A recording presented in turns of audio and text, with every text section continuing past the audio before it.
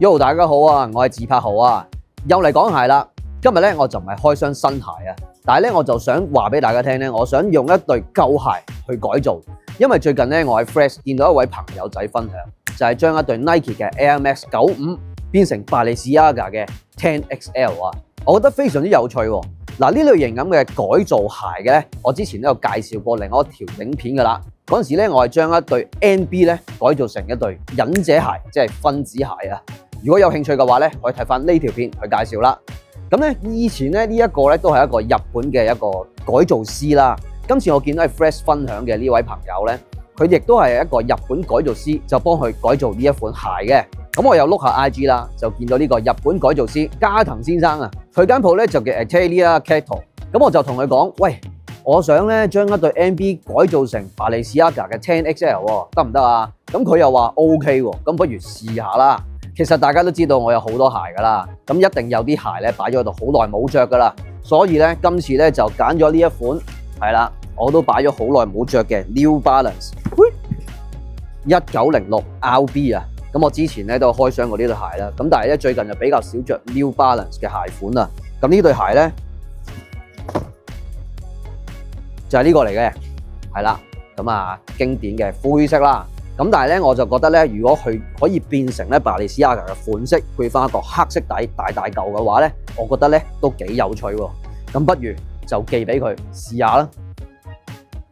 如果想支持下我，介紹更多鞋款衫褲俾大家，可以加入會員支持下。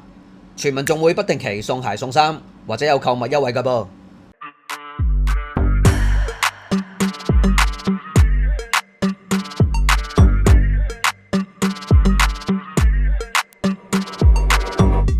其實本身咧呢一對 Balenciaga 嘅款式咧，我之前其實都有啲興趣嘅。10XL 啦，我覺得好多朋友都有着過，我覺得咧係個外形幾靚嘅。但係講真咧，要我用8-9千蚊買一對名牌嘅鞋咧，我自己覺得就唔係好值得啦。首先我又未必會成日着，如果你買咗翻嚟咧着足佢1年啦2年，咁啊梗係抵啦。咁但係咧我自己就唔係咁樣嘅，我有新鞋我就會着新鞋噶啦。咁所以咧呢啲咁啊舊鞋我比較少着啲，咁所以不如攞對舊鞋去改造下啦，睇下有啲咩新面貌。好，寄走佢先。嗱就係佢啦，呢一對 NB 嘅1906 RB。嗱之前咧入手咗翻嚟之後咧，嗰排就成日着啦，但係最近咧真係比較少着啲，不如唔好嘥，拎去改造啦，都仲係好新淨，唔錯，唔知會點咧？拜拜。4 to 6 weeks later。喂，收到啦，睇下咩料先。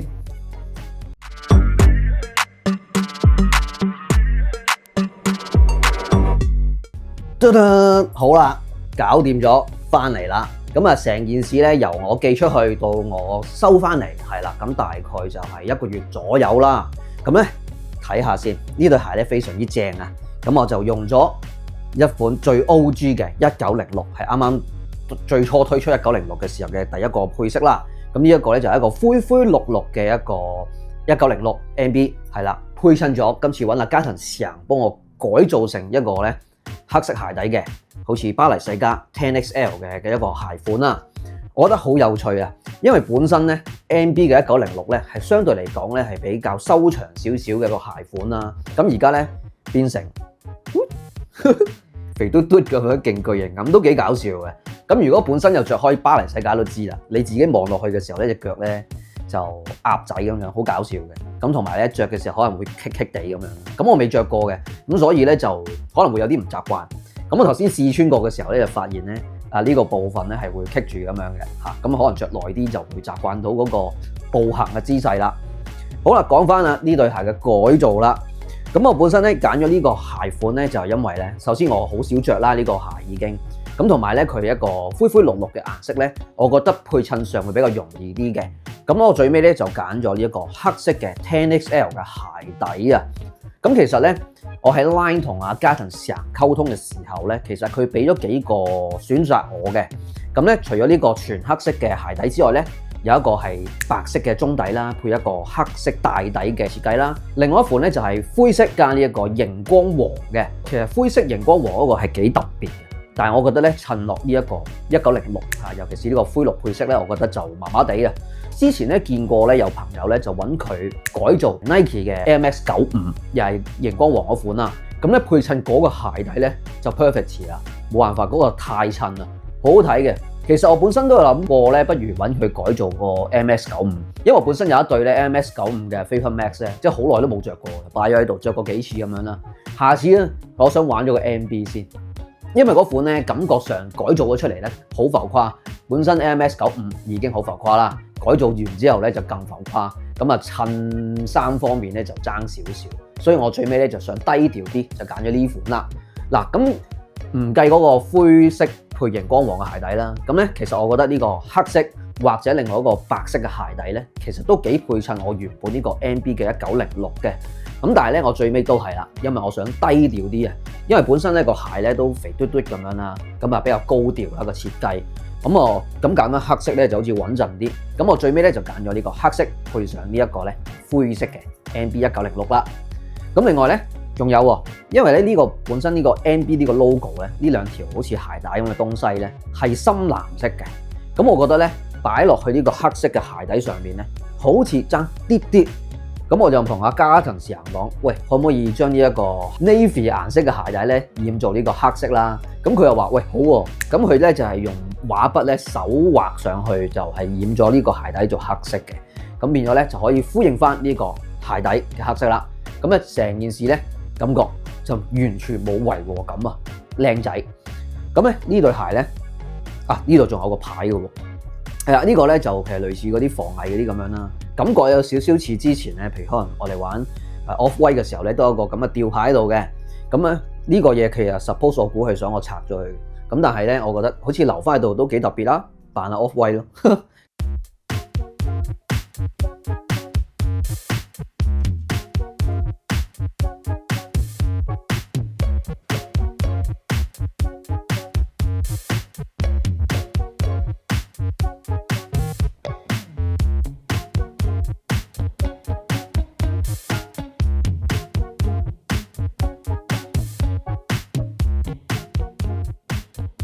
好啦，睇下對鞋嘅做工啦，因為咧其實都整咗一段時間嘅，我相信咧佢都好細緻，係啦，咁去做呢一對鞋啦，好有心機。咁我見到咧因為咧佢本身有一個咁瘦嘅鞋變成咁肥啦，咁我見佢黐落去咧都黐得幾穩陣嘅，係啦。咁你譬如你咁樣屈下佢咧都冇乜問題喎。咁另外咧你會見到啦，呢一度咧鞋頭呢個部分呢度咧有一個包上嚟嘅一個橡膠啦，咁其實都黐得幾靚嘅，唔錯。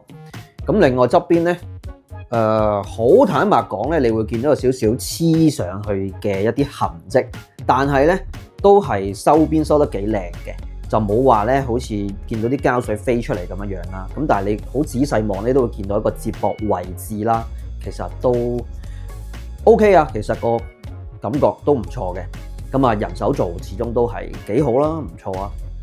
好啦，鞋底就係咁樣樣噶啦。咁你同平時見到咧巴黎世家嘅 10XL 咧都非常之相似，有趣係啦，搞笑，因為平時就鞋面就唔係咁嘅樣啦。雖然巴黎世家都係抄平時一啲old school 啲嘅跑鞋啦，咁呢款咧就真係一款 MB 嘅1906，咁配襯呢一個咧 10XL 嘅鞋底咧都幾有趣啦。我覺得咧，譬如咧，因為呢對鞋本身咧係灰紫色嘅鞋帶啦，咁其實如果咧配翻黑色或者呢個深藍色嘅鞋帶咧，可能會更加正。不過咧，而家呢個感覺都幾唔錯啊。好啦，呢個鞋底咧有着過嘅都知道啦，其實咧都睇就咁望你都知道佢勁厚啊。因為咧本身如果你着1906嘅時候咧，有啲人會覺得佢個鞋底唔夠高啊，係啦。有啲人如果更加想增高嘅話咧，換咗呢個鞋底咧就起碼高3寸啊，勁誇張。頭先我試咗上腳個感覺咧就係啦，高咗好多咁樣樣。係啦，幾有趣嘅。好嗱，成對鞋就係咁樣噶啦。嗱，嚟試下呢一對改造鞋先。係啦，1906變成 10XL 啊。嗱，咁咧呢個咧咁笨重嘅鞋款，當然啦，我會比較推介咧襯翻一啲咧都係比較闊身啲嘅一啲 item 嘅，起碼褲都要闊，無論短褲或者長褲都好啦。我覺得咧比較 oversize 咧係可以咧呼應翻呢對鞋嘅一個 size 啦，因為咧，如果你本身條褲太窄嘅話咧，就會顯得隻腳好大隻，真係好似鴨仔咁樣噶啦。咁所以今次咧就揀咗一條比較闊身啲嘅牛仔褲，嚟自 GU Crossover Undercover 嘅。咁上身咧就可以隨你喜歡啦。咁但係我自己咧就覺得都可以襯翻一啲比較鬆身少少嘅衫。今次咧就係一件咧大家有啲人唔係好中意嘅呢一種短袖 hoodie 嘅 T 恤啊，但係我唔知點解，我覺得係幾靚，我幾中意嘅。因為一件 T 恤簡簡單單咁，但係咧有頂帽就可以咧令到個造型有多少少點綴啊，唔錯嘅。咁呢件咧嚟自 GU 噶啦。咁另外咧呢條咁樣嘅圍巾係啦，其實咧係我自己加落去嘅，我覺得好似加落去擺條帽入邊咧，好似都幾好，唔錯。咁啊少少嘅裝飾咁樣樣咧，就唔需要太多。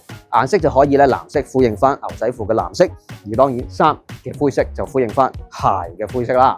咁咧呢對鞋咧，我覺得冇想象中咁難襯嘅，其實佢都 OK， 因為咧可能佢個顏色比較易配搭啲啦，同埋比較低調少少，黑灰色為主，個感覺咧都幾有趣，大家可以參考下啦。好啦，呢對鞋着落去點樣咧？咁當然啦，佢係有成3寸咁高嘅鞋底，咁着落去呢個感覺都幾特別嘅。咁佢後邊比較高啲啦，前邊咧就比較矮啲，咁又會有個傾前嘅感覺嘅。咁咧鞋底咧嚟講咧，佢都唔算係好硬嗰種，咁少少彈性啦，又未至於勁軟，咁所以咧大家可以留意翻啦。咁但係 so far 着落去咧個鞋個感覺都幾舒服嘅。咁佢個鞋踭嘅部分咧，你會覺得有一嚿嘢頂住呢個位置嘅。咁OK 啊，唔錯，着出街襯下衫都幾 OK。咁就留意翻啦，呢個鞋頭嘅部分咧，因為佢整扁咗啊，所以咧其實咧會比平時咧係感覺窄少少嘅，而且咧尤其是佢個鞋頭呢個位置吊上嚟嘅，咁咧你就要習慣翻呢一個感覺啦。我着咗咧成日咧就覺得個感覺係呢個位係有少少逼嘅，咁但係咧又未至於好唔舒服 ，OK 啦。我諗如果着開巴黎世家嘅都會有類似嘅感覺噶啦，我諗習慣咗就冇問題噶啦。有趣，咁我專登 keep 翻個吊牌喺度啦，我覺得都幾靚啊，唔錯。